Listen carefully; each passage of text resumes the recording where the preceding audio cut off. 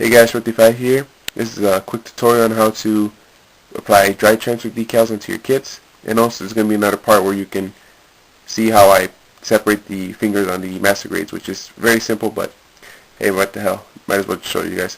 So, first thing you want to do when you start getting your dry transfers or whatever, you want to get your kit that you want to put it on and your dry transfers. I don't actually want to put it on my kit that got the decals from. I actually got these decals from the GL5 master grade that I have. I have a lot of decals on them already, so I don't see a point of putting more. So I'm going to apply them on this little custom painted beat 'em on thing that I had, and I just got really bored and painted it, so yeah, I'm going to put it on here because it looks a little bland without some decals. So the decal I'm thinking of putting on him is this EFSF decal. Tools that you need are, or not tools, supplies. You need some tape, a knife, some kind of sharp object like a toothpick or anything that's sharp but not too sharp, if that makes any sense, and a pair of scissors to cut out the decals, and also a calculator to calculate the. No, I'm just kidding with you. So first, you want to see where you're gonna put the decal. If you're not gonna exactly put it where it's supposed to be. So I'm obviously not putting it on the kit it's supposed to be. So I have to look at it like, okay, where am I gonna put the decal? Right there on the shoulder. So you could put it on the decal like this with the kit, all together. But I prefer to take the armor off, or the piece that you're gonna apply it on. Take it off, put the kit to its side, and then you get the piece by itself. You could take this off, but it's basically one piece.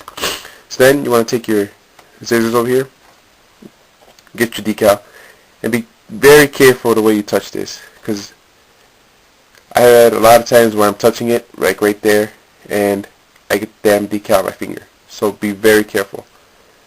So then just cut out the piece that you want, the decal that you want. Okay, now that you have your decal cut out, you can either place it on the side real quick. After that, you get your tape, all that good stuff. And I have mine already cut out and everything, so I'm just going to get some tape over here. Alright, after you get your decal all set up and where you want it, you want to put your tape on the top, or I usually put it on the top, just hold it on. Then I put another sticker on the bottom, another piece of tape on the bottom. So after you get that, you want to take your whatever object you're using to rub in the decal, and just rub away. And make sure that your decal is facing on the rubbing side, not the decal side, if that makes any sense. Because there's some decals that look the same on both sides, and you can't really notice it or see the difference. So make sure before you rub it. That's what she said. Alright, so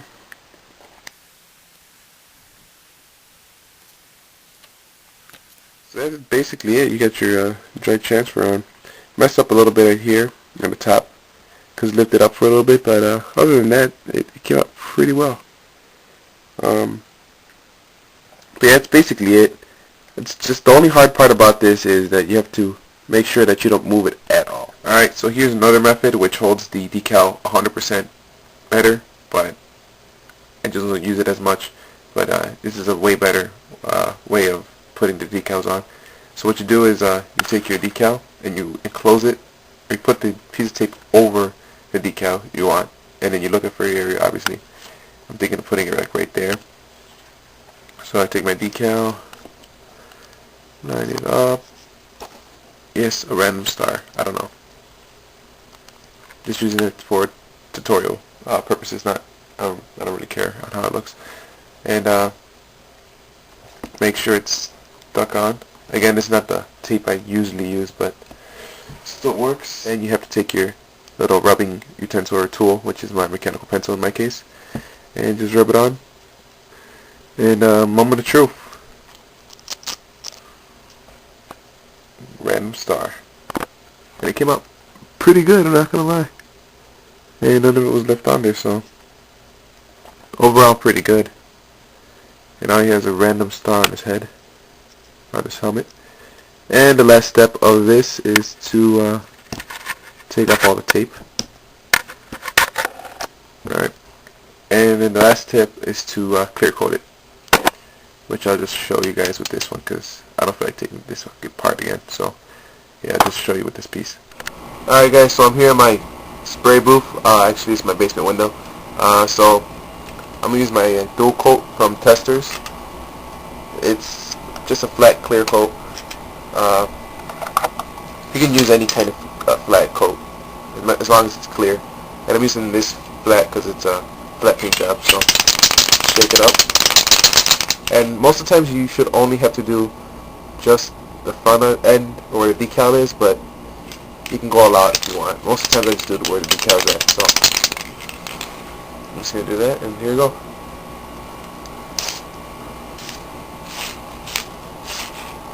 And then just let it dry, and your decal should be protected. So while I wait for the clear coat to dry, I always get this question, so might as well just show you guys right now. How do you separate the pieces or the fingers on the master grade hands, which I get a lot of times. So what you want to do is get your master grade hand, and they have to be these, the ones with the 3 little ball joints on the 3 connected parts. If it's the older ones, I'm pretty sure you can't. I mean, you probably could, but it probably won't come out the same. So again, take your master grade hand. This is the Infinite Justice. Separate it together, get it all. Yeah, just separate it. Alright, now take your fingers, or the kid's fingers, put them on there, and put your messed up hand to the side. So then, you want to take your knife. I recommend using a box cutter, or something, a big, huge, sturdy knife compared to a hobby knife, because I don't know, I just like these better, and I can have more of a flat leverage on them. So what you want to start off with is just I always start off with the small one, so I can just make sure I have the blade in between the knuckles of the fingers, and I just usually just like slice it down a little bit, make sure I got like a little like a place for the knife to apply all its pressure down there, and I just push, and then separate, and there you go. That's all there is to it. Then make sure that you know which one you cut off. So that's why I start off to the smaller one, and you open it back up. Then you just put it in the smaller one, because make sure you know where these go, because if you don't, you're going to be looking for these little tiny pieces, and it's going to drive you crazy. So again, let's repeat with the other ones, and then just push. Alright, cut through it, separate, and then just put them on. Make sure you got them on there and push down. And now you have your master grade hand disconnected, and it's an awesome little easy mod to do. I mean, now you can get your master grade to flick people off and stuff, you know. It's pretty now. That's not the main thing, but it's pretty nice, and you get a more realistic grab, nice effect when he grabs it. So I don't know, it just looks a little bit better than all the pieces just being like this, you know. I just like the way it looks. It's a little bit better. And there's your question answered. How you separate them? That's how you do it. Alright, now I'm just going to wait for this paint to dry, and then I'll show you guys the results. So here's the piece after being flat coated, and as you can see, it's protected. Now you don't have any of this. Oh yeah, look at that cool messed up decal. That's messed up right there and right there. But look at it. No more messing up. 100% protected. One thing to be cautious of when you put the clear coat over it, to make sure you don't have any kind of dust particles or any kind of like little pieces of dirt or anything over it, because when you do put the clear coat on, it will suspend into the clear coat and just stay there forever unless you completely strip off the paint, but that'd be a pain. But yeah, so keeps it protected. Again, you can use any kind of clear coat, doesn't matter what kind of finish, like flat, semi-gloss, gloss, depends on, I mean, what the rest of the kit's going to be, but again, doesn't really matter what kind of clear coat it is. I like flat colors.